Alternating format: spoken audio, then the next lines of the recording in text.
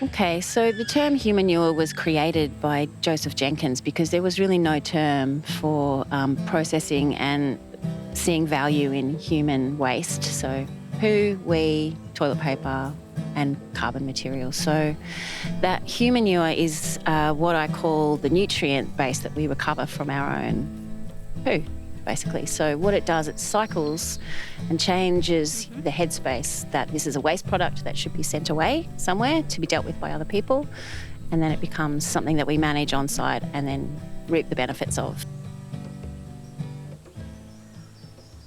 So what we've basically got here is this is a council approved humanure system called a nature loo that we started with. This normally goes into the house under the catchment area. So you've got the toilet sitting above. We pretty quickly realised that this was a problem on a couple of levels.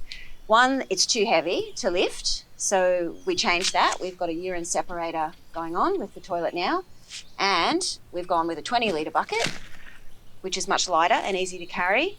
And these just become our first stage batching for the humanure. It comes straight out of the house mixed with toilet paper and shredded paper and some sawdust. So they sit in here. We build them up until they're full. We add a couple of layers of fresh soil or soil from underneath the second phase humanure. And then all of these black batches go into here, laid up with lots more carbon. And this is an additional second stage. So we're hoping with this bay, we don't need these black drums anymore. What we'll do is we'll take our toilet material out of the house and add it straight to this one, keep building it till it's full, and let it sit for a year. And in the meanwhile, this one is ready to go and put straight into the fruit trees and the vegetable garden and everything that we're using to produce food, because this is awesome soil. It's really amazing. So that's your pool, my pool. Yeah. Like that's the pool from people Paper that live here. And microorganisms, millions of them working in this pile. Well, it's not pool anymore, it's soil.